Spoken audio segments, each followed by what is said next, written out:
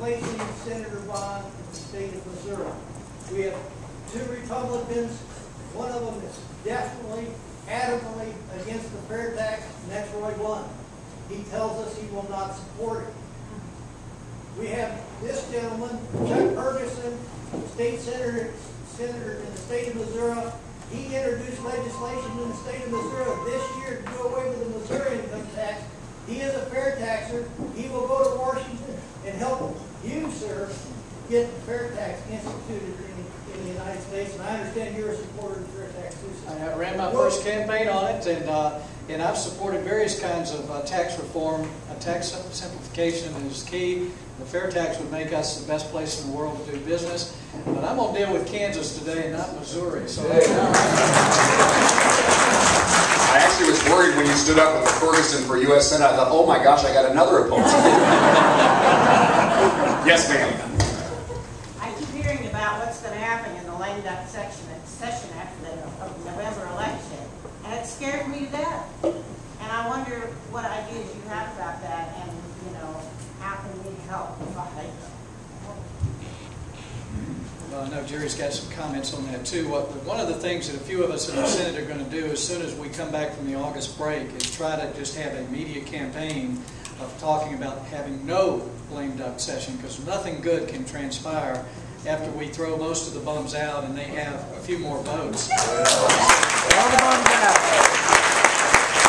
One way or another, we need to make sure America is looking at everything that is going on. And there's sometimes no shame. You can see how some of them voted against their constituents on health care and stimulus and other things. But we need to do everything we can to stop it. And I hope people like Jerry will be sitting around the table there, even though he will not be able to vote, particularly in the Senate. He can in the House. And they can't do anything in the Senate unless the House votes for it too. So he'll be part of that battle over there. We just need to make sure America's paying attention, and we do everything we can to stop them. All my life I've heard about this is the most important election of your lifetime. And I don't know that I ever believed it, but I believe it in 2010 and 2012. This is the real time. It's the real time.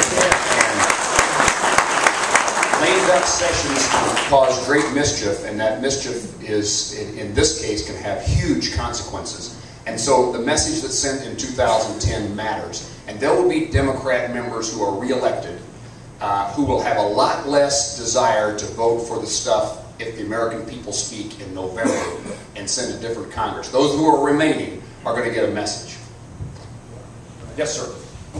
Hi, I'm from Lenexa. I am in Kansas, Johnson County. My name is Jamie Charlton. Hello, Jamie. I am interested in mainly your opinion, since I might be voting for you, okay.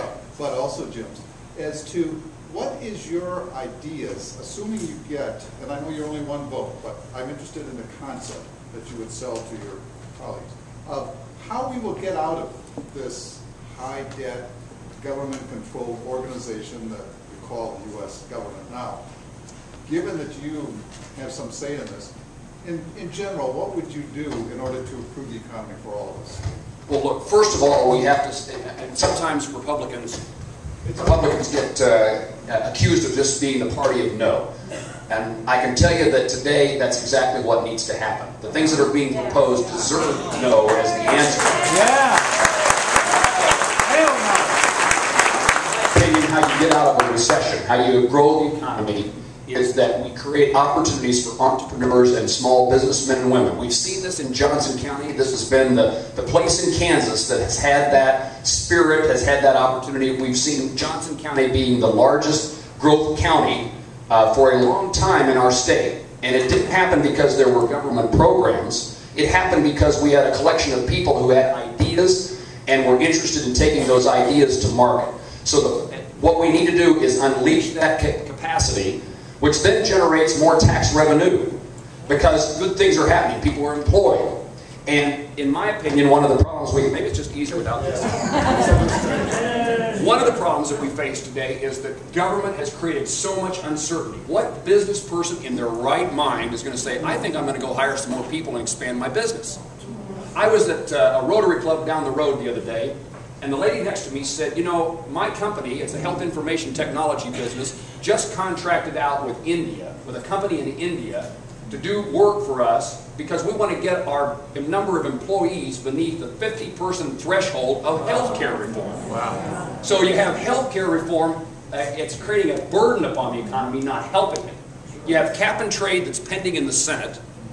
What business person is not worried about what are these new taxes and regulations going to mean to my business? And now we have financial re-regulation pending in the Senate. The bankers no longer know whether they're able to make a loan or not because they don't know what the regulations are going to be or what the regulators, the examiners, are going to say. So even borrowers who are credit worthy are having difficulty convincing their bankers, not because the bankers don't want to make the loan, but because the fear is that government will slap their hand. And so we have access to credit problems, all because government is creating programs that create uncertainty in the economy. So the first thing we can do to restore the economy is get rid of the uncertainty. Make clear that healthcare reform is not going to become law. Make clear that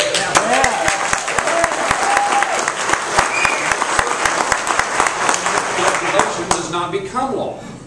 And then beyond that, we need a tax code. I'm a supporter of the fair tax. I think it unleashes the economy. Whatever we do, we've got to make sure we have a tax code that encourages investment, encourages the hiring. The last thing we ought to do in today's economy is to increase taxes. And one of the greatest fears I have is that come December the 31st, the so-called Bush tax cuts related to capital gains and estate taxes is going to expire and taxes are going to skyrocket, increase dramatically, and that will be a further burden upon the economy. And so the things we got to prevent bad things from happening. So renewal of the Bush tax cuts would be one of those things, particularly as they relate to capital gains, which causes people to make decisions not based upon their financial best interest, but how do they avoid paying taxes.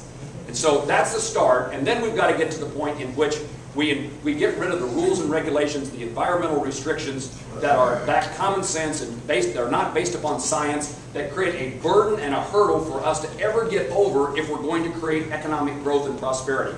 The key to balancing the budget is growing the economy. Beyond that, we got to hold the line on spending. And if we don't have the courage to prioritize, then maybe it's a freeze. If we can't come up with this is what our priorities are, and we should spend more money here and less money here, then if we can't reach those conclusions, then the next best thing is say, we're not going to increase spending on anything. And we ought not, we create all these exemptions. Well, talk about a freeze. President Obama talked about a freeze, but then he excluded everything from